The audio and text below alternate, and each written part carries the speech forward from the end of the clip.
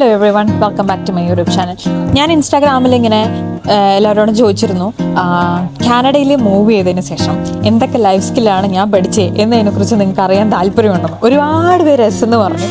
So ഞാൻ ഓർത്തു, okay, എനിക്കൊരു 60 സെക്കൻഡ് റീലിലൊന്നും അതൊന്നും പറഞ്ഞു തീർക്കാൻ പറ്റില്ല. സോ എന്തായാലും അതൊരു ലോങ് വീഡിയോ ആയിട്ട് അത് ഷൂട്ട് ചെയ്യാം. So it's the time. So I am here about discussing my journey. എന്തൊക്കെ ലൈഫ് സ്കില്ല് കാനഡയിലിട്ട് വന്ന് പഠിച്ചു എന്നുള്ളത് ഞാൻ നിങ്ങൾക്ക് ഇപ്പോൾ പറഞ്ഞുതരാം. ആദ്യത്തെ കാര്യം ബഡ്ജറ്റിംഗ് ആൻഡ് ഫിനാൻഷ്യൽ മാനേജ്മെൻറ്റ്. നമ്മൾക്കിവിടെ വന്നു കഴിഞ്ഞിട്ട് വരുമാനം ചെറിയ രീതിയിലൊക്കെ വന്നു തുടങ്ങും. പാർട്ട് ടൈം ജോലിക്ക് പോകും. ഞാനൊരു ഇൻ്റർനാഷണൽ സ്റ്റുഡൻ്റ് ആയിട്ടാണ് ഇങ്ങോട്ട് വന്നത്. നമുക്കൊരു പാർട്ട് ടൈം ജോലിക്ക് പോകും, വരുമാനം വന്നു തുടങ്ങും. പക്ഷേ എങ്ങനെ പൈസ മാനേജ് ചെയ്യണമെന്ന് നമുക്ക് ആരും പഠിപ്പിച്ചിട്ടില്ല. എസ്പെഷ്യലി പാർട്ട് ടൈം ആയിട്ട് നമുക്ക് ജോലിക്ക് പോകുമ്പോഴും സ്റ്റുഡൻ്റ് ആയിട്ട് ഇരിക്കുന്ന സമയത്ത് കിട്ടുന്ന വരുമാനത്തിൽ ഒരു തുക ട്യൂഷൻ ഫീസ് അടയ്ക്കണം, ഇവിടുത്തെ ബിൽസ് അടയ്ക്കണം, പിന്നെ നാട്ടിലേക്ക് എന്തെങ്കിലും അത്യാവശ്യം വരുവാണെങ്കിൽ നാട്ടിലേക്ക് അയച്ചു കൊടുക്കണം. അപ്പം അങ്ങനെയുള്ള ഒരുപാട് ഉത്തരവാദിത്തങ്ങൾ ബഡ്ജറ്റിംഗ് കാര്യങ്ങളിലുണ്ടായിരുന്നു. അപ്പം അത് ഞാൻ ആദ്യം പഠിച്ചു. കിട്ടുന്ന ഒരു മാസത്തുകയിൽ ഒരല്പം ട്യൂഷൻ ഫീയിലേക്ക് വേണ്ടി മാറ്റണം. കാരണം സെക്കൻഡ് ഇയർ ട്യൂഷൻ ഫീ നമ്മൾ തന്നെ ഇവിടെ സമ്പാദിച്ച് ഉണ്ടാക്കുകയാണ്. സോ സെക്കൻഡ് ഇയറിലേക്കുള്ള കംപ്ലീറ്റ് ട്യൂഷൻ ഫീസും എന്നെ കൊണ്ട് അഫോർഡ് ചെയ്യാൻ പറ്റണം. അതുമാത്രമല്ല വീട്ടിലേക്ക് വല്ലപ്പോഴും ആവശ്യങ്ങൾ ഉണ്ടാകുന്ന സമയത്ത് നമ്മൾക്കുണ്ടാകുന്ന ചിലവുകളും കൂടെ നോക്കി പോകണം. വീട്ടിലേക്കുള്ള കാര്യങ്ങളും ചില സമയത്ത് വല്ല ആവശ്യങ്ങൾ വരുവാണെങ്കിൽ അപ്പോഴും നമ്മളത് മാനേജ് ചെയ്യാൻ വേണ്ടി ശ്രമിക്കുമായിരുന്നു. പിന്നെ അടുത്ത കാര്യം time management. Time management was a big deal. ഈ പറഞ്ഞ പോലെ ഒരു സ്റ്റുഡൻ്റായിട്ട് ഇങ്ങോട്ട് വന്നു, പാർട്ട് ടൈം ജോലി ചെയ്യണം, ഇത് രണ്ടും കൂടെ മാനേജ് ചെയ്യണം. സ്കൂളിലേക്കൊക്കെയുള്ള വർക്കാണെങ്കിൽ ഒത്തിരി വരുമായിരുന്നു. നമുക്കിവിടെ നാട്ടിലെ പോലെയല്ല, നമ്മൾ ക്ലാസ് അറ്റൻഡൻസ് മാത്രം കിട്ടിക്കൊണ്ട് കഴിഞ്ഞാൽ നമുക്കിങ്ങനെ പാസ്സായി പോകാൻ പറ്റില്ല. ഇവിടെ ക്ലാസ്സിൽ അറ്റൻഡ് ചെയ്യുന്നതിനേക്കാളും കൂടുതലാണ് ഇവിടുത്തെ അസൈൻമെൻറ്റ്സ് വരുന്നത്. അതായത് നമുക്ക് ഫൈനൽ എക്സാം പോലും ഇവിടെ ഇമ്പോർട്ടൻ്റ് അല്ല, അതുപോലെ തന്നെ ഇമ്പോർട്ടൻ്റ് ആണ് അസൈൻമെൻറ്റ്സ്. നമുക്ക് ഒരു സെമസ്റ്ററിൽ ഒരു കോഴ്സിനെ കുറിച്ച് പഠിക്കണം, ഒരു സബ്ജക്റ്റിൽ എടുക്കുകയാണെങ്കിൽ 100%-ൽ ഒരു 40% മാത്രമായിരിക്കും മിഡ് ടേം എക്സാമും ഫൈനൽ എക്സാമും മാത്രമായിട്ട് വരുന്നത്. ബാക്കിയുള്ള എല്ലാ അസൈൻമെൻറ്റ്സും ആയിരിക്കും 60%-ന് അതിനുവേണ്ടി കൊടുക്കുക. അപ്പോൾ അസൈൻമെൻറ്റ്സ് എഴുതാനും നമ്മൾ സമയം കണ്ടെത്തണം. അതിനിടയിൽ പാർട്ട് ടൈം ജോലിക്ക് പോകും. എനിക്കാണെങ്കിൽ ഇവിടെ എല്ലാവരും ജോലി ഇല്ല എന്നൊക്കെ പറഞ്ഞ് കഷ്ടപ്പെടുന്ന സമയത്തും എനിക്ക് അറ്റ് ദ സെയിം ടൈം ഞാൻ 1-2 ജോലികളൊക്കെ ആ സമയത്ത് ചെയ്തിരുന്നു.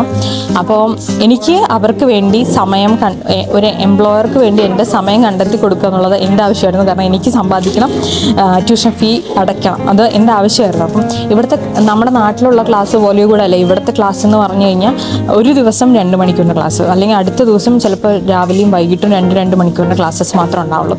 അപ്പോൾ ഇതിനിടയിലും ജോലി ചെയ്യണം. അത് വലിയൊരു ടാസ്ക് ആയിരുന്നു. അപ്പം ഞാൻ എന്ത് ചെയ്തു, നമുക്ക് എല്ലാ സെമസ്റ്റർ തുടങ്ങുന്ന സമയത്ത് നമുക്ക് ടൈം ടേബിൾ ചൂസ് ചെയ്യാൻ പറ്റും. ഒരുപാട് വെറൈറ്റി ഓഫ് ടൈം ടേബിൾസ് ഒന്നും ഉണ്ടാവില്ല, 1-2 അല്ലെങ്കിൽ 3 സെറ്റ് ഓഫ് ടൈം ടേബിൾസ് ഉണ്ടാകും. അപ്പം ഞാൻ മാക്സിമം ചെയ്തത് ഒരു ദിവസം തന്നെ മാക്സിമം ക്ലാസ് വരുന്ന പോലെയൊക്കെ ഞാൻ അറ്റൻഡ് ചെയ്തു. അതിനുശേഷം ബാക്കിയുള്ള ഒഴിവ് സമയങ്ങളിൽ ഞാൻ ടൈം എംപ്ലോയീസിന് കൊടുത്തു. മേ ബി ഏർലി മോർണിംഗ്സ് ഒരു സ്റ്റോറിൽ വർക്ക് ചെയ്യുകയാണെങ്കിൽ ലേറ്റ് നൈറ്റ്സ് മറ്റൊരു സ്റ്റോറിൽ വർക്ക് ചെയ്യും. അതിൻ്റെ ഇടയിൽ അസൈൻമെൻറ്റ്സ് എഴുതും. അങ്ങനെയൊക്കെയുള്ള കാര്യങ്ങൾ ആ സമയത്ത് ചെയ്യേണ്ടതായിട്ട് വന്നു. So time management working and meal planning. നമ്മൾ നാട്ടിലും അത്യാവശ്യം ചെറിയ രീതിയിലൊക്കെ ഞാൻ കുക്ക് ചെയ്യായിരുന്നു. പക്ഷേ ഇവിടെ വന്നൊരു പുതിയൊരു കൺട്രിയിലേക്ക് വന്ന് മീൽ പ്ലാനിങ്ങും കുക്കിങ്ങും ഒക്കെ ചെയ്യുന്നത് വലിയൊരു ടാസ്ക് ആയിരുന്നു എന്നെ സംബന്ധിച്ചിടത്തോളം. അപ്പോൾ നാട്ടിലാണെങ്കിൽ നമ്മൾ എന്ത് ചെയ്യും, നമുക്കൊരു മൂഡുണ്ടെങ്കിൽ അമ്മ എന്തെങ്കിലും മാറി നിൽക്കുകയാണെങ്കിലോ അങ്ങനെയൊക്കെ വരുവാണെങ്കിൽ മാത്രമായിരിക്കും നമ്മൾ കുക്ക് ചെയ്യുന്നത്. ഇവിടെ നമ്മളുടെ ആവശ്യങ്ങൾ ഡിഫറെൻ്റ് ആയിരുന്നു. കാരണം ഒരു ദിവസം ചിലപ്പോൾ നമുക്ക് അവൈലബിലിറ്റി ഉണ്ടാകും, വീട്ടിലിരിക്കാൻ അവസരം ഉണ്ടാകും. പക്ഷേ ഈ പറഞ്ഞ പോലെ അസൈൻമെൻറ്റ്സ് ചെയ്യാനുണ്ടാകും, 2-3 പാർട്ട് ടൈം ജോലിയുണ്ട്, പിന്നെ കോളേജിൽ പോകണം, കോളേജിലേക്കും ജോലിക്കും സ്ഥലങ്ങളിൽ പോകുന്ന ട്രാവൽ ടൈം ഇറ്റ്സ് ക്രേസി. അപ്പോൾ അതും കൺസിഡർ ചെയ്യണം. അതിൻ്റെ ഇടയിലുള്ള ഒഴിവ് സമയങ്ങൾ നോക്കിയിട്ട് വേണം നമ്മൾ എന്ത് ചെയ്യാൻ, കുക്ക് ചെയ്യാൻ. ആദ്യ കാലങ്ങളിൽ ഞാൻ കുക്ക് ചെയ്യാൻ വളരെ മടിച്ചിരുന്നു. കാരണം എന്ത് വെക്കണമെന്നറിയില്ല, അങ്ങനെയൊക്കെ കുറേ സ്കിപ്പ് ചെയ്ത് പോയിട്ടുണ്ട്. എൻ്റെ സ്റ്റുഡൻറ്റ് പീരീഡ് മേ ബി ഞാൻ പറയുകയാണെങ്കിൽ മര്യാദയ്ക്കൊന്നും ഞാൻ കഴിച്ചിട്ടില്ല. ബട്ട് കുറേയൊക്കെ നാൾ കഴിഞ്ഞപ്പോഴാണ് ഈ മീൽ പ്ലാനിങ്ങും കാര്യങ്ങളൊക്കെ ഞാൻ പഠിച്ചത്. ഇന്നത്തേക്ക് വെച്ച് കഴിഞ്ഞാൽ 2 ദിവസത്തേക്കും കൂടെ കൂട്ടി വെക്കുക. നമ്മൾ പിന്നെ പ്രത്യേകിച്ച് ഇന്ത്യൻ കുക്കിംഗ് അല്ലെങ്കിൽ കേരള സ്റ്റൈൽ കുക്കിംഗ് എന്ന് പറയുമ്പോൾ നമുക്ക് ഒരുപാട് ഇൻഗ്രീഡിയൻസ് വേണ്ടി വരും, അല്ലെങ്കിൽ ഒരുപാട് വെജിറ്റബിൾസ് വേണ്ടി വരും. പക്ഷെ ഞാൻ ഒറ്റയ്ക്ക് ഇങ്ങനെ നിൽക്കുന്ന സമയത്ത് എനിക്ക് 1 കിലോ അല്ലെങ്കിൽ 2 കിലോ സാധനങ്ങളൊക്കെ പറഞ്ഞ് ഫ്രിഡ്ജിൽ സ്റ്റോർ ചെയ്തതിനും ലിമിറ്റേഷൻ ഉണ്ട്. അപ്പോൾ നമ്മളൊരു വലിയൊരു വീടായിരിക്കും മറ്റുള്ള സ്റ്റുഡൻസുമായിട്ടൊക്കെ ഷെയർ ചെയ്യണം. അപ്പോൾ ഒരു ഫ്രിഡ്ജ് ഉണ്ടാവുള്ള ഒരു 5-6 പേർക്ക് വേണ്ടിയിട്ട്. അപ്പോൾ നമുക്ക് ഒരുപാട് ഫുഡ് ഐറ്റംസ് വാങ്ങിച്ച് സ്റ്റോർ ചെയ്യാനും പറ്റില്ല.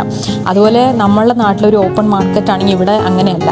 നമ്മൾ ഗ്രോസറി സ്റ്റോറിലേക്ക് പോകുന്ന സമയത്ത് ഇവിടെ സാധനങ്ങളൊക്കെ കൂടുതൽ ബൾക്കായിട്ടാണ് വാങ്ങിക്കുന്നത്. അപ്പോൾ ഞാൻ ഒറ്റയ്ക്ക് നിൽക്കുന്ന സമയത്ത് എൻ്റെ ഹൗസ് ഹോൾഡ് ഐറ്റംസ് അല്ലെങ്കിൽ ഞാൻ എൻ്റെ മീൽ പ്ലാനിങ് കുക്കിംഗ് ഒറ്റയ്ക്ക് നോക്കുന്ന സമയത്ത് എനിക്ക് ഇത്രയും സാധനങ്ങൾ വാങ്ങിച്ചു വെക്കേണ്ട ഒരു ആവശ്യം തന്നെ ഉണ്ടായിരുന്നില്ല. പിന്നെ കുറേ കാര്യങ്ങൾ ഇങ്ങനെ പഠിച്ചു. അത് എളുപ്പ വഴികൾ എന്ന് വെച്ചാൽ എപ്പോഴും ഇപ്പോൾ ചോറും സാമ്പാറും ഒന്നും വെച്ച് മാത്രം കഴിക്കാൻ പറ്റില്ല. അപ്പോൾ ഇപ്പോൾ ടോസ്റ്റ് ഉണ്ടാക്കുന്നത് അല്ലെങ്കിൽ ഒരു റാപ്പ് ഉണ്ടാക്കുന്നത്, അപ്പം എങ്ങനെയെങ്കിലും വിശപ്പൊന്ന് മാറ്റി ബാക്കി കാര്യങ്ങൾ നോക്കുക എന്ന് മാത്രമാണ്. ഭക്ഷണ കാര്യങ്ങളിൽ കൂടുതൽ ഫോക്കസ് കൊടുക്കുന്നുണ്ടായിരുന്നില്ല ആദ്യത്തെ സമയങ്ങളിൽ. അതൊക്കെ ഒരു മണ്ടത്തരമായിരുന്നു.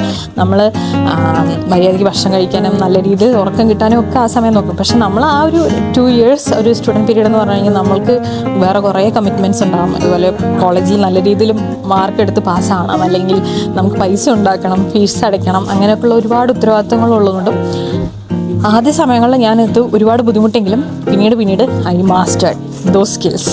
സോ ഇപ്പോൾ കുക്കിങ്ങും മീൽ പ്ലാനിങ്ങും ഒക്കെ എനിക്ക് വളരെ സ്മൂത്തായിട്ട് ഇറ്റ്സ് എ റിതം. എനിക്കതങ്ങനെ ഓട്ടോമാറ്റിക്കലി ഇപ്പോൾ വരും, അങ്ങനെയാണ്. So that's that. Doing household chores independently. നമ്മൾ ഇവിടെ ഒരു ഗ്രൂപ്പായിട്ടാണ് നമ്മൾ സ്റ്റുഡൻസൊക്കെ ഒരുമിച്ച് നിൽക്കുക. ഞാൻ അങ്ങനെ നിൽക്കുമ്പോഴും I rented a private room for myself. ഞാൻ എൻ്റെ റൂം ആരുമായിട്ടും അങ്ങനെ ഷെയർ ചെയ്തിട്ടുണ്ടായിരുന്നില്ല.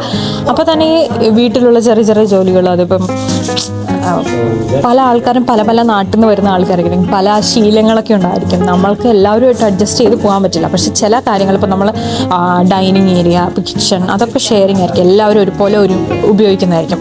ഇപ്പം നമ്മൾക്ക് കിട്ടുന്ന ഹൗസ് മേറ്റ്സ് എന്ന് പറയുന്നത് മലയാളികൾ മാത്രമായിരിക്കണം എന്നില്ല, ഇന്ത്യയിൽ നിന്ന് പല ഭാഗത്തു നിന്നുള്ളതായിരിക്കും. മേ ബി വൈറ്റ്സ് ആയിരിക്കും, അല്ലെങ്കിൽ ചൈനീസ് ആയിരിക്കും. അപ്പോൾ അവരുടെ രീതികൾ, അവരുടെ കുക്കിംഗ് രീതികൾ, അവരുടെ കുക്കിംഗ് ചെയ്യുന്ന ഫുഡിൻ്റെ സ്മെല്ല്, അതൊക്കെ നമ്മൾ അഡ്ജസ്റ്റ് ചെയ്യണം. പിന്നെ ചില ക്ലീനിങ് ഡ്യൂട്ടീസ്, ഇപ്പോൾ ഗാർബേജ് എടുത്ത് പുറത്ത് വയ്ക്കുന്നത്, വീട്ടിൽ ക്ലീൻ ചെയ്യുന്നത്, വാഷ്റൂം ക്ലീൻ ചെയ്യുന്നത്, ഇതൊക്കെ നമ്മുടെ നാട്ടിൽ വീട്ടിൽ പണിയൊക്കെ ചെയ്യുന്നൊക്കെ പറഞ്ഞാലും ഇത് ഒരു ഉത്തരവാദിത്തമായിട്ട് വരുന്ന സമയത്ത് അത് ഓർത്ത് ഓരോ കാര്യങ്ങളൊക്കെ ചെയ്യുന്നത് അതൊരു ടാസ്ക് ആയിരുന്നു. ചില വീട്ടിലൊക്കെ ഞാൻ കണ്ടിട്ടുണ്ട് ഫ്രിഡ്ജിൻ്റെ മുകളിലും അല്ലെങ്കിൽ കബോർഡിലും ഒക്കെ ഇങ്ങനെ ഒട്ടിച്ച് വെച്ചിട്ടുണ്ടാകും, ഈ ദിവസം മൺഡേ ഇയാൾ ക്ലീൻ ചെയ്യണം, അടുത്ത ദിവസം ഇയാൾ ക്ലീൻ ചെയ്യണം എന്നൊക്കെ.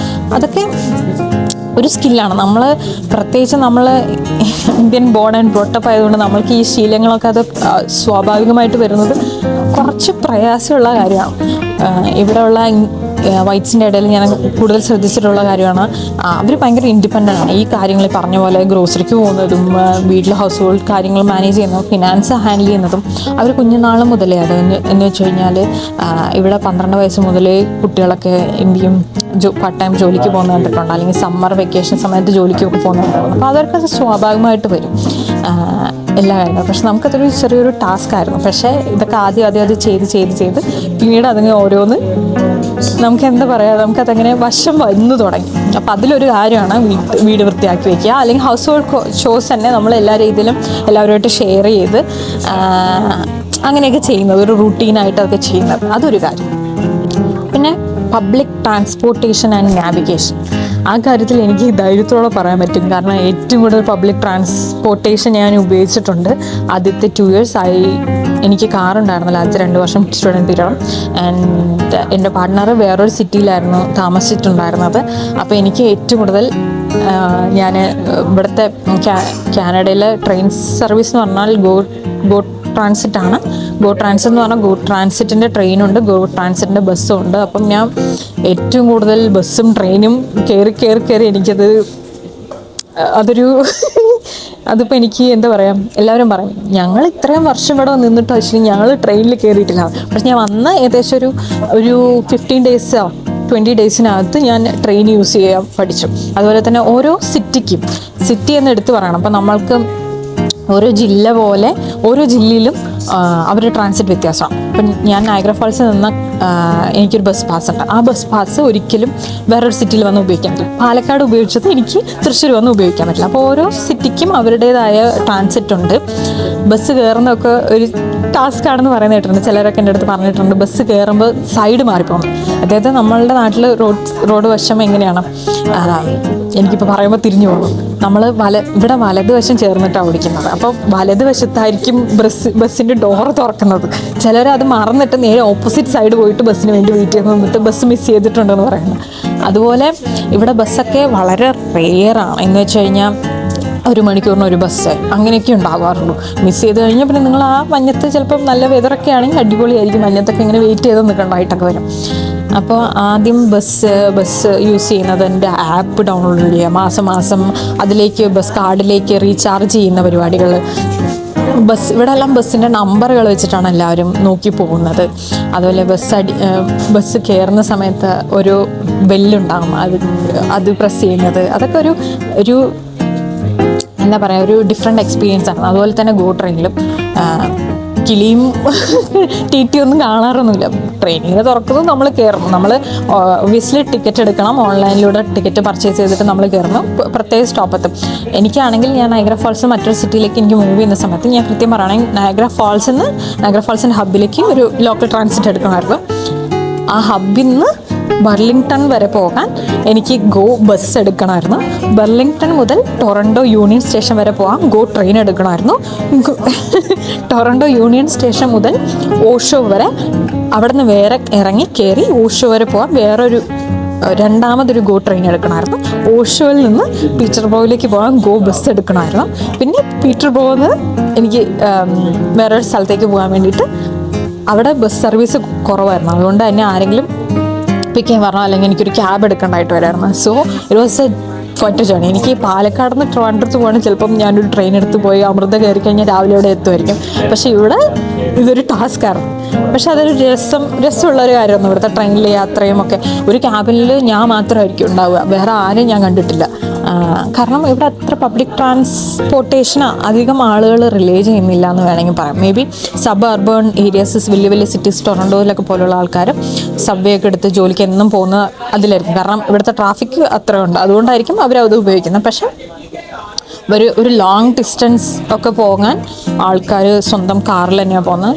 ബിക്കോസ് ഇവിടുത്തെ വെതർ തന്നെയാണ് അതിനൊരു കാരണം എന്ന് പറയാം. വെതർ ഇങ്ങനത്തെ ഒരു മോശമായൊരു വെതർ ആയതുകൊണ്ടും നല്ല തണുപ്പുള്ളതുകൊണ്ടും എല്ലാവരും ഓരോ വീട്ടിൽ 5 പേരുണ്ടെങ്കിൽ 5 പേർക്കും കാറുണ്ടാവും. അപ്പോൾ ഇവിടെ ഒരു പബ്ലിക് ട്രാൻസ്പോർട്ടേഷൻ നാവിഗേറ്റ് ചെയ്യുന്നൊരു ചാലഞ്ചിങ് ടാസ്ക് ആയിരുന്നു. പിന്നെ അതങ്ങനെ എനിക്ക് എൻജോയ് ചെയ്യുന്നൊരു പ്രോസസ്സായി. ഇപ്പോൾ ഞാൻ ട്രെയിനിലൊക്കെ പോകാമെന്ന് പറഞ്ഞാൽ എനിക്ക് ഭയങ്കര ഇൻട്രസ്റ്റാണ്. Communication skill.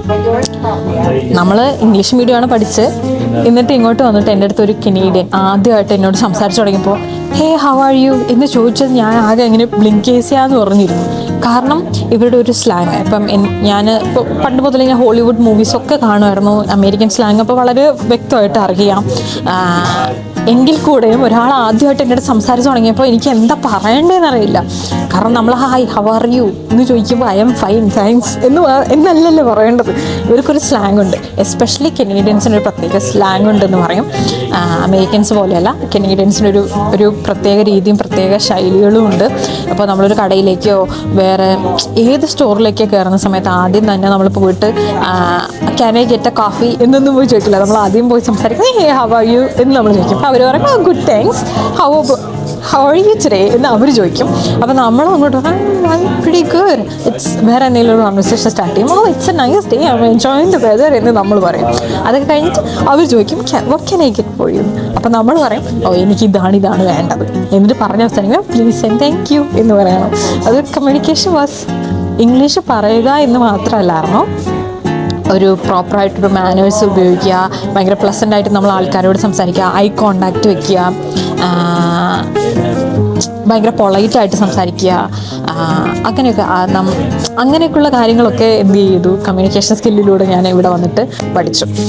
ഒരു ഭാഷ നമുക്ക് നല്ല രീതിയിൽ കൈകാര്യം ചെയ്യാൻ അറിയുമെന്നുള്ളതുകൊണ്ട് തന്നെ പല എംപ്ലോയീസും ജോലി തരാൻ നല്ല രീതിയിൽ അത് ഹെൽപ്ഫുള്ളായിട്ടുണ്ടെന്ന് എനിക്ക് പല രീതിയിൽ തോന്നിയിട്ടുണ്ട്. അഡാപ്റ്റബിലിറ്റി. കാനഡയിലേക്ക് വരാൻ എന്നെക്കാളും വേറെ കൂടുതൽ ആർക്കെങ്കിലും എക്സൈറ്റഡ് ആയിരിക്കുമെന്ന് എനിക്കറിയില്ല. എനിക്കാണെങ്കിൽ ഞാൻ വിസയ്ക്ക് അപ്ലൈ ചെയ്തിട്ട് എനിക്ക് 3 വിസ റിഫ്യൂസൽ വന്നിട്ടുണ്ടായിരുന്നു. 4ാമത്തേനാണ് എനിക്ക് കിട്ടിയത്, വിസ അപ്രൂവൽ കിട്ടിയത്. അപ്പോൾ it was A long waiting period. അത്രയും എക്സൈറ്റഡ് ആയിട്ട് ഇങ്ങോട്ട് വന്നു. പക്ഷേ ഈ പറഞ്ഞ പോലെ ആദ്യത്തെ ഇനീഷ്യൽ പീരീഡ് എനിക്ക് നല്ല രീതിയിൽ ഹോം സിക്ക് ഉണ്ടായിട്ടുണ്ടായിരുന്നു. ഈ കാര്യങ്ങളൊക്കെ അഡാപ്റ്റ് ചെയ്യാൻ ഭയങ്കര ബുദ്ധിമുട്ടുണ്ടായിരുന്നു. കുക്ക് ചെയ്യാൻ അറിയില്ല. ഇവിടെ ചില സമയത്ത് ക്ലാസ്സിൽ പഠിപ്പിക്കുന്ന പറഞ്ഞാൽ നമ്മൾ കാണാതെ പോയി പഠിച്ചെഴുതുകയല്ലല്ലോ. ഇവിടെ അസൈൻമെൻറ്റ്സ് ആണ്, നമ്മൾ റിസർച്ച് ചെയ്ത് പല കാര്യങ്ങൾ കണ്ടുപിടിച്ചിട്ട് ചെയ്യുന്ന പരിപാടികളാണ്. അപ്പോൾ അതറിയില്ല. പല കാര്യങ്ങളും ചെയ്യാൻ അറിയുന്നില്ല. അത് ബിൽ പേ ചെയ്യുന്നത് തന്നെ പല കാര്യങ്ങളൊന്നും അറിയുന്നില്ല. ഒരു കൾച്ചർ ഷോക്ക് ഉണ്ടായിരുന്നു. അതുമാത്രമല്ല, നമ്മളെ ഏറ്റവും കൂടുതൽ വലിക്കുന്ന ഇവിടുത്തെ വെതറാണ്. നമ്മൾ എന്തൊക്കെ പറഞ്ഞാൽ നമുക്ക് അറിയായിരിക്കും.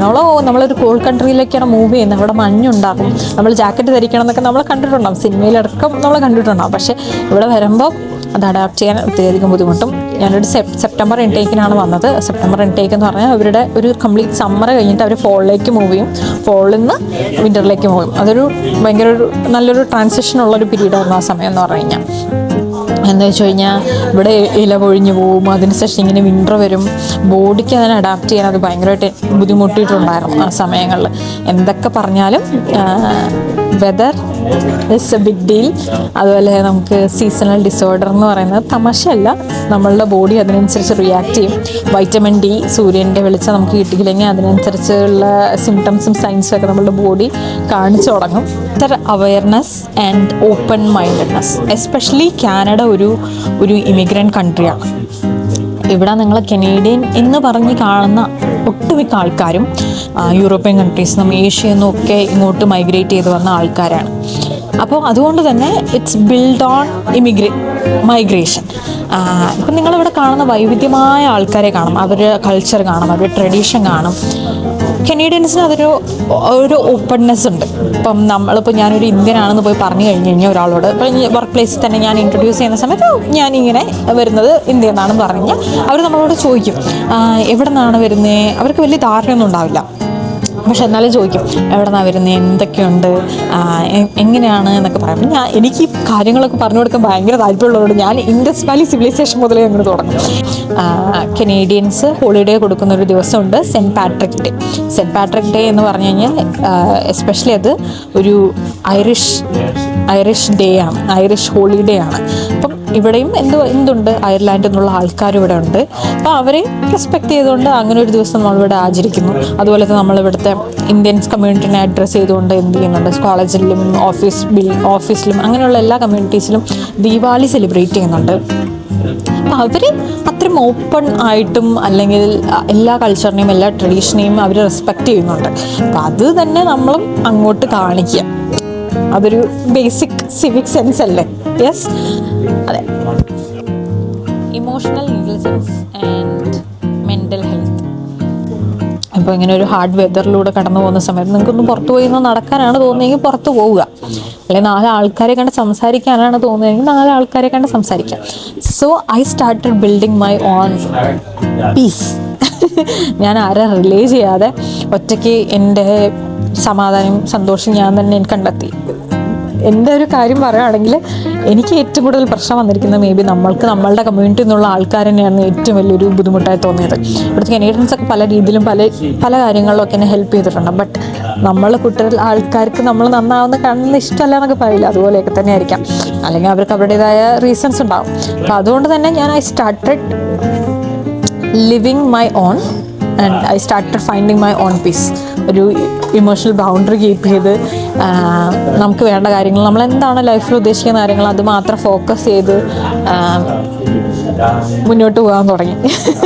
അതൊരു വലിയൊരു കാര്യമാണ്. അപ്പം ഇപ്പം എനിക്ക് എന്തെങ്കിലും ഒരു പ്രശ്നം വരുവാണെങ്കിൽ ഇപ്പം അങ്ങനെ രീതിയിൽ ഇപ്പം ഞാൻ പാനിക്കൊന്നും ആവില്ല. ഞാൻ ഭയങ്കര I M strong, I M confident. അതുകൊണ്ട് ചെറിയ കാര്യങ്ങളിലൊന്നും അങ്ങനെയൊന്നും ഇപ്പോൾ വിഷമം തോന്നാറില്ല. ഇനി വിഷമം തോന്നിയാൽ തന്നെ അറിയാം, അത് 2 ദിവസം കഴിയുമ്പോൾ ഞാൻ റെഡി ആയിക്കോളും, ഐ കം ബാക്ക് എന്നുള്ള രീതിയിൽ തോന്നാറുണ്ട്. അപ്പോൾ അത് വലിയൊരു പാഠമായിരുന്നു. കാനഡയിൽ വന്നിട്ട് ഒരുപാട് പഠിച്ച ഒരു കാര്യങ്ങൾ ഞാൻ പറയുകയാണെങ്കിൽ ഈ ഒരു കാര്യം ഞാൻ പഠിച്ചെന്നേ പറയുള്ളൂ. ഇമോഷണലി കുറച്ചുകൂടെ കോഷ്യസ് ആവാൻ തുടങ്ങി. ഇമോഷണൽ ബൗണ്ടറീസ് കീപ്പ് ചെയ്യാൻ, ആൾക്കാരുമായിട്ട് ഇമോഷണൽ ബൗണ്ടറീസ് കീപ്പ് ചെയ്യാൻ മനസ്സിലായി. ഒരാളുമായിട്ട് പ്രൊഫഷണലി ഒരു റിലേഷൻഷിപ്പ് കൈകാര്യം പോലെ തന്നെ ഒരു ഇമോഷണൽ ബൗണ്ടറി ഇട്ടിട്ട് നമ്മളുടെ ഒരു പീസ് ഓഫ് മൈൻഡിനെ മറ്റുള്ള ഇമോഷണൽ ബൗണ്ടറി കൊണ്ട് എന്താ ഉദ്ദേശിക്കുന്നത്, ഞാനൊരു എക്സ്ട്രോവേർട്ടാണ്. എല്ലാവരുമായിട്ട് എനിക്ക് ആദ്യം കാണുന്നൊരു 5 മിനിറ്റ് ഞാൻ അടിപൊളിയായിട്ട് സംസാരിക്കുമായിരിക്കും. But at the same time I don't keep a lot of friends. എൻ്റെ സർക്കിൾ വളരെ ചെറുതാണ്. ഒരാൾ ഹെൽപ്പ് ചോദിച്ചു വന്നു കഴിഞ്ഞാൽ ഒബ്വിയസ്ലി ഹെൽപ്പ് ചെയ്യും. പക്ഷെ അതേസമയം മറ്റാരും റിലേ ചെയ്യുന്നില്ല. ഞാനൊരാൾക്ക് ഹെൽപ്പ് ചെയ്ത് കൊടുത്തു, അതുകൊണ്ട് അയാളിൽ നിന്ന് ഭാവിയിൽ എനിക്ക് എന്തെങ്കിലും പ്രതീക്ഷിച്ചാണോ ചോദിച്ചാൽ ഒരിക്കലും അല്ല. അതുപോലെ തന്നെ ഇമോഷണൽ ബൗണ്ടറി കൊണ്ട് മറ്റൊന്ന് ഉദ്ദേശിക്കുന്നത് നമ്മൾ മറ്റുള്ളവരുടെ പ്രസൻസിൽ അധികം അങ്ങ് റിലേ ചെയ്യാതിരിക്കുക. നമ്മളൊരു റിലേഷൻഷിപ്പ് കീപ്പ് ചെയ്യുന്നത് നമ്മൾക്ക് എന്തെങ്കിലും നാളെ ബെനിഫിറ്റ് ഉണ്ടാവണമെന്ന് മാത്രം കരുതിക്കൊണ്ടല്ല എന്ന് ഓർക്കുക എപ്പോഴും. അതുമാത്രമല്ല, എന്താ പറയുക, നമ്മളുടെ ഒരു ഹാപ്പിനെസ് മറ്റുള്ളവർ തകർക്കാതെ നോക്കാൻ ശ്രമിക്കില്ലേ. അപ്പം അങ്ങനെ ഒരു ബൗണ്ടറി കീപ്പ് ചെയ്തിട്ട് മുന്നോട്ട് പോകുക. അതൊന്ന്. കോൺഫിഡൻസ് ആൻഡ് ലീഡർഷിപ്പ്, അത് പറയുകയാണെങ്കിൽ എൻ്റെ ഗ്രാജുവേഷന് ശേഷമുള്ളൊരു ജേർണിയെ കുറിച്ച് ഞാൻ പറയണം. കോളേജ് കഴിഞ്ഞ ഏപ്രിലാണ് കഴിയുന്നത് എനിക്ക് 2024. ഞാൻ 3rd സെമസ്റ്റർ അവസാനം മുതൽ ഞാൻ ജോലിക്ക് വേണ്ടി അപേക്ഷിച്ച് തുടങ്ങി. So it took me 8 months. കൃത്യം 8 മാസം എനിക്ക് എടുത്തിട്ടുണ്ട് ഒരു ജോലി, ഒരു ഫുൾ ടൈം ജോബ് സെക്യൂർ ചെയ്യാൻ വേണ്ടിയിട്ട്. ഇവിടെ എനിക്ക് ആ സമയത്ത് തന്നെ അങ്ങനെ ജോലി നോക്കുന്ന സമയത്തും എനിക്ക് 3 ജോലിയുണ്ട്. ഞാൻ സ്കൂൾ ബോർഡിൽ വർക്ക് ചെയ്യുന്നുണ്ട്, കമ്മ്യൂണിറ്റി ലിവിങ്ങിൽ വർക്ക് ചെയ്യുന്നുണ്ട്, ഞാനൊരു കെസിനോയിൽ റെസ്റ്റോറൻറ്റിൽ ഞാൻ വർക്ക് ചെയ്യുന്നുണ്ട്. ബട്ട് നമ്മളുടെ ആവശ്യം, ഒരു ഇൻ്റർനാഷണൽ സ്റ്റുഡൻ്റായിട്ട് വന്നിരിക്കുന്ന എൻ്റെ ആവശ്യം എന്ന് പറഞ്ഞാൽ ഒരു ഫുൾ ടൈം ജോലി കണ്ടെത്തുക, അതും എൻ്റെ ഫീൽഡിൽ തന്നെ ജോലി കണ്ടെത്തുക, 1 year കംപ്ലീറ്റ് ചെയ്യുക, എന്നിട്ട് പെർമനൻറ്റ് റെസിഡൻസിന് ഇവിടെ അപ്ലൈ ചെയ്യണം. അപ്പം അങ്ങനെയൊക്കെ ഒരു ടാസ്ക് ഉണ്ട്. അതുകൊണ്ട് തന്നെ ഉറക്കമൊഴിച്ചിരുന്നിട്ടും പല ദിവസങ്ങളിലൊക്കെ ജോലി അപ്ലൈ ചെയ്ത കാര്യങ്ങളുണ്ട്. അങ്ങനെ ഒരു കോൺഫിഡൻസ് ഉണ്ടാക്കിയായി. ഇപ്പോൾ എൻ്റെ പേഴ്സണൽ റിലേഷനിലാണെങ്കിൽ പറയുകയാണെങ്കിൽ തന്നെ ഗ്രാജുവേഷന് ശേഷം എൻ്റെ ഫൈനൽ എക്സാം നടന്നുകൊണ്ടിരിക്കുന്ന സമയത്തായിരുന്നു എൻ്റെ പാർട്ട്ണർക്കൊരു ആക്സിഡൻറ്റ് സംഭവിച്ചിട്ട് എത്രയും പെട്ടെന്ന് നാട്ടിലേക്ക് പോകേണ്ടതായിട്ട് വന്നു. So I was loan. ഇവിടെ എനിക്കൊരു സപ്പോർട്ടും ഉണ്ടായിരുന്നില്ല. അത് മാത്രമല്ല, ആ സമയത്ത് കൃത്യമായിട്ട് ഗ്രാജുവേഷന് ശേഷം മൂവ് ചെയ്യാം, ജോലിക്ക് വേണ്ടി വേറൊരു സ്ഥലത്തേക്ക് മൂവ് ചെയ്യാം എന്ന് പറഞ്ഞൊരു പ്ലാനുമൊക്കെ എനിക്ക് ഡ്രോപ്പ് ചെയ്യേണ്ടതായിട്ട് വന്നു. ഞാൻ ആ സമയത്ത് എൻ്റെ ജോലിയിൽ എല്ലായിടത്തും നോട്ടീസ് പീരീഡ് കൊടുത്തു. അപ്പോൾ കൃത്യം ആ മാസത്തിന് ശേഷം എനിക്ക് ജോലിയില്ല, വീട്ടിൽ നിന്ന് ഇറങ്ങണം എന്നൊക്കെ ഒരു സാഹചര്യം വന്നു. അപ്പോഴും മനസ്സിൽ വിചാരിച്ചു, ഓക്കെ ഇതുവരെയൊക്കെ എത്തി, കാനഡ വരാൻ പറ്റില്ല എന്ന് വിചാരിച്ചു. കാരണം എനിക്ക് പല വിസയുടെ ബുദ്ധിമുട്ടുകളും ഉണ്ടായിരുന്നു. വരാൻ പറ്റില്ല എന്ന് വിചാരിച്ചു കാനഡയിലേക്ക് വന്നു. സക്സസ്ഫുള്ളി 2 വർഷം ഒരുപാട് ജോലികളൊക്കെ ചെയ്ത് കഷ്ടപ്പെട്ട് പൈസ ഉണ്ടാക്കി ട്യൂഷൻ ഫീ ഒക്കെ അടച്ചു. ഇപ്പോൾ പാസ്സായി.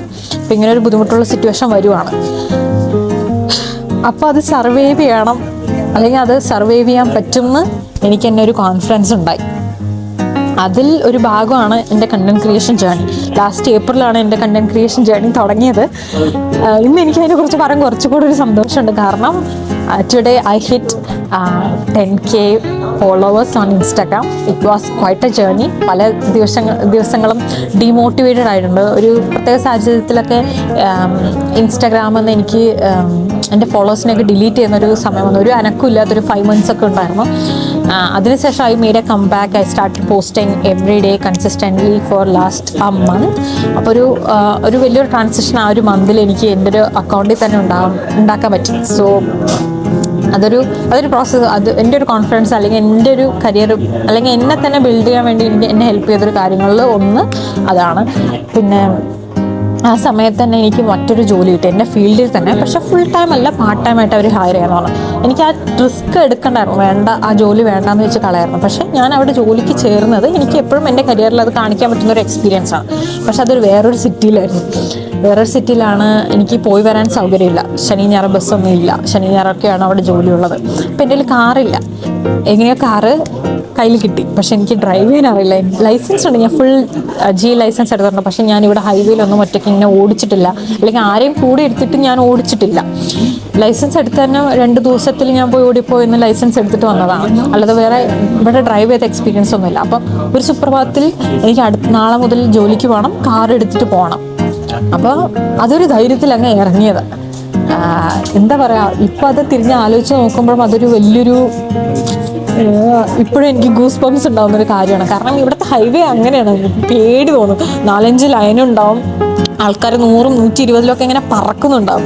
ഒരു ലൈനൊക്കെ മാറിപ്പോയി, ഒരു റോഡല്ല, ഓരോ ലൈനൊക്കെ മാറിപ്പോയി കഴിഞ്ഞ് നമ്മൾ പോകാനുള്ള ദശയൊക്കെ മാറിപ്പോകും. ഫസ്റ്റ് ടൈം ഞാനിങ്ങനെ ഡ്രൈവ് ചെയ്തിട്ട് ഹൈവേയിലേക്ക് കയറിയപ്പം ഒരു ലൈന് മാറിയിട്ട് കൃത്യം ഓപ്പോസിറ്റ് ഡയറക്ഷനിൽ ഒരു 2 കിലോമീറ്റർ പോകേണ്ടതായിട്ട് വന്നു. അപ്പോൾ അതൊക്കെ എനിക്കൊരു എക്സ്പീരിയൻസ് ആയിരുന്നു. നമ്മൾ പറയും, നമ്മുടെ ജീവിതത്തിലുണ്ടായ ഒരു ബാഡ് എക്സ്പീരിയൻസ് നമ്മളെ കുറച്ചുകൂടെ സ്ട്രോങ് ആക്കും, കോൺഫിഡൻ്റ് ആക്കും എന്നൊക്കെ. ആ കാര്യത്തിൽ ഇതൊരു കാര്യം കൂടെ ഞാൻ ആഡ് ചെയ്യും. പിന്നെ ഒരു കാര്യം, നെറ്റ്വർക്കിംഗ്. ഒരിക്കലും കുറച്ച് കാണാൻ പറ്റാത്ത ഒരു കാര്യമാണ് നെറ്റ്വർക്കിംഗ് എന്ന് പറയാം. ഞാൻ എൻ്റെ ഒരു അനുഭവം പറയാം. ഞാൻ എൻ്റെ 8 മാസം എടുത്ത് ഞാൻ ജോലിക്ക് വേണ്ടി അപേക്ഷിച്ചുകൊണ്ടിരിക്കുകയാണല്ലോ.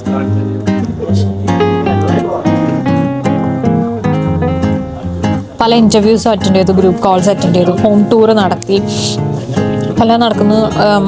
രാത്രി ഒന്നും ഉറക്കില്ലാതെ ചില ദിവസങ്ങളൊക്കെ ഞാൻ ഒരു രാത്രി കൊണ്ട് 10-40 ആപ്ലിക്കേഷനൊക്കെ അപ്ലൈ ചെയ്തിട്ടുണ്ട്. ചുമ്മാ അപ്ലൈ കൊടുക്കുന്നതല്ല, ഓരോ ഓർഗനൈസേഷൻ പോയിട്ട് അവരുടെ റിക്വയർമെൻറ്റ്സിനനുസരിച്ച് എൻ്റെ റെസ്യൂം അപ്ഡേറ്റ് ചെയ്തു, അല്ലെങ്കിൽ കവർ ലെറ്റർ അപ്ഡേറ്റ് ചെയ്തു, അങ്ങനെ ജോലിക്ക് അപേക്ഷിച്ച ദിവസങ്ങളൊക്കെ ഉണ്ട്. അപ്പോൾ അങ്ങനെ അപേക്ഷിച്ച് ഒരു ഓർഗനൈസേഷൻ അവർ ഇൻ്റർവ്യൂ കഴിഞ്ഞു, ഒരു ഹോം ടൂർ വെർച്വൽ ഇൻ്റർവ്യൂ ഒക്കെ കഴിഞ്ഞു, ഒക്കെ നിൽക്കുകയാണ്.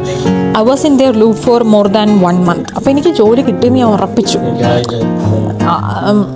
അങ്ങനെ ഉറപ്പിച്ച് നിൽക്കുന്ന സമയത്ത് പല ഇടയിൽ കുറേ സാഹചര്യങ്ങൾ വന്നു. വെക്കേഷന് ഞാൻ ഇൻ്റർവ്യൂ ചെയ്ത ഇൻ്റർവ്യൂവർ വെക്കേഷന് ഒരു വീക്ക് അങ്ങനെ പോയി. പിന്നെ എന്തൊക്കെയോ കാരണങ്ങൾ കാരണം ഇങ്ങനെ എക്സ്റ്റെൻഡ് ചെയ്ത് പോകണം. അപ്പോൾ ഞാൻ മനസ്സിലാക്കി വിചാരിക്കുന്നു, ഓക്കെ ഉറപ്പ് ഈ മാസം കിട്ടും, കാരണം എൻ്റെ വീട്ടിൽ നിന്ന് ഇറങ്ങേണ്ട ഒരു സമയം വന്നു.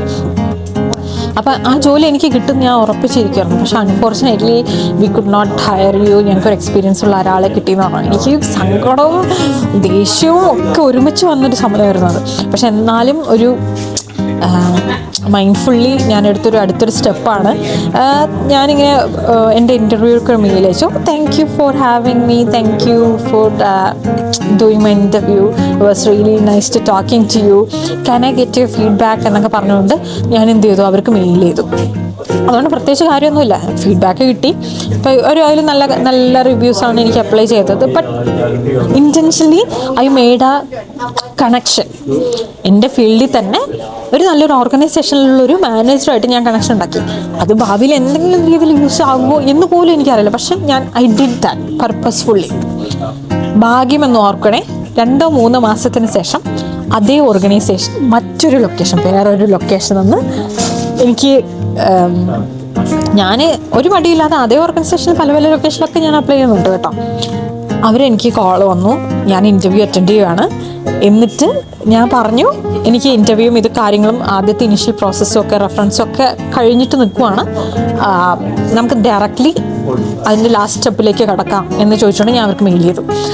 ലാസ്റ്റ് സ്റ്റെപ്പിലേക്ക് കിടന്നു. അപ്പോഴും ഒരു ഇൻ്റർവ്യൂ ഇതൊക്കെ നടന്നു. അപ്പോൾ എൻ്റെ കറൻ്റ്ലി ഇന്ന ഇൻ്റർവ്യൂ എന്ന ഇൻ്റർവ്യൂവർ എൻ്റെ പണ്ടത്തെ ഇൻ്റർവ്യൂവിനെ കോണ്ടാക്ട് ചെയ്തു. അപ്പോൾ പുള്ളിക്കാരൻ കൊടുത്തൊരു ഫീഡ്ബാക്ക് ഉണ്ടല്ലോ, she was going to be real asset for this place എന്നൊക്കെ പറഞ്ഞിട്ട്, അതെനിക്ക് എൻ്റെ ട്രാൻസാക്ഷൻ സ്മൂത്തായിട്ട് അങ്ങ് നടന്നു എന്ന് വേണമെങ്കിൽ പറയാം. 15 ദിവസത്തിനകത്ത് എൻ്റെ അടുത്ത് പറഞ്ഞു ജോയിൻ ചെയ്യാൻ പറഞ്ഞു. ഇത് പ്രത്യേകിച്ച് ഒരു എന്താ പറയുക, ഒരു പ്രൊഫഷണൽ ഓർഗനൈസേഷനിലൊക്കെ ഹയർ ചെയ്യുന്നൊരു പ്രോസസ്സ് എന്ന് പറഞ്ഞാൽ ഒട്ടും എളുപ്പമല്ല, കുറച്ച് ടൈം ടേക്കിംഗ് ആണ്. ഞങ്ങൾക്ക് പ്രത്യേകിച്ച് ഒരുപാട് ട്രെയിനിങ്സും കാര്യങ്ങളൊക്കെ അറ്റൻഡ് ചെയ്ത് വരുമ്പോഴത്തേക്കും ഒരു ലെങ്തി പ്രോസസ്സാണത്. 15 ദിവസത്തിനകത്ത് എൻ്റെ അടുത്ത് കയറാൻ പറഞ്ഞു, 20 ദിവസത്തിലെങ്കിലും മൂവ് ചെയ്യണമെന്നൊക്കെയുള്ള രീതിയിൽ പറഞ്ഞു.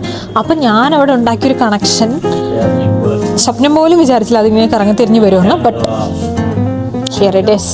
അതുപോലെ തന്നെ പല ജോലികൾക്കും ഇവിടെ ഞാൻ പല എൻ്റെ പാർട്ട് ടൈം ജോലി ഞാൻ പല ജോലി ചെയ്തിട്ടുണ്ട് കേട്ടോ. അറ്റ് ദ സെയിം ടൈം ഞാൻ 2-3 ജോലിയൊക്കെ ചെയ്തിട്ടുണ്ട്. ഈ പറഞ്ഞ പോലെ എല്ലാവരും നിന്നൊരു നല്ലൊരു ഫീഡ്ബാക്ക് ഉണ്ടാക്കാൻ പറ്റും. അപ്പം ഈ ജോലിയിൽ നിന്ന് മറ്റൊരു ജോലിയിലേക്ക് പോകുമ്പോൾ, അല്ലെങ്കിൽ ഞാൻ സ്റ്റാർബക്സിൽ വർക്ക് ചെയ്യുന്ന സമയത്ത് ഞാൻ എൻ്റെ ഫീൽഡിൽ തന്നെ കോപ്പിന് വേണ്ടി ഞാൻ സ്കൂളിൽ വർക്ക് ചെയ്യുന്ന സമയത്ത് ഞാൻ എന്ത് ചെയ്യും, എൻ്റെ സ്റ്റാർബക്സിലുള്ള മാനേജറിനെ എൻ്റെ റെഫറൻസ് ആയിട്ട് വയ്ക്കും. അപ്പം ഒബ്വിയസ്ലി അത് നല്ല രീതിയിൽ നല്ലൊരു കണക്ഷൻ ഉണ്ടാക്കി കൊടുത്തതുകൊണ്ട് ഇവർ ഇപ്പം എൻ്റെ ഫീൽഡിലൊക്കെ എസ്പെഷ്യലി റെഫറൻസ് എടുക്കും. 2-3 പേരെ കോൺടാക്ട് ചെയ്യും, എൻ്റെ പരിചയമുള്ള 2-3 പേരെ കോൺടാക്ട് ചെയ്യും. എന്നിട്ട് അശ്വിനി എങ്ങനെയുണ്ട്, എങ്ങനെയൊക്കെയാണ് എന്നൊക്കെ ചോദിച്ചറിയും. ടെലിഫോണിക് കോൺവെർസേഷൻ ആയിരിക്കാം, അതൊരു ഇമെയിൽ വഴി ചോദിക്കുന്നതായിരിക്കാം, അങ്ങനെയൊക്കെ. അപ്പോൾ നമ്മളുടെ റെഫറൻസ് ഇവിടെയാണ് ഭയങ്കര രീതിയിൽ നമ്മളെ ഹെൽപ്പ് ചെയ്യണത്. സോ നല്ല രീതിയിൽ എല്ലാവരുമായിട്ടൊരു കണക്ഷൻ നെറ്റ്വർക്ക് ഉണ്ടാക്കാൻ വേണ്ടി ശ്രമിക്കാം. സോ ഇതൊക്കെയാണ് ബേസിക്കലി എനിക്കിപ്പോൾ ഇവിടെ പറയാനുള്ളത്.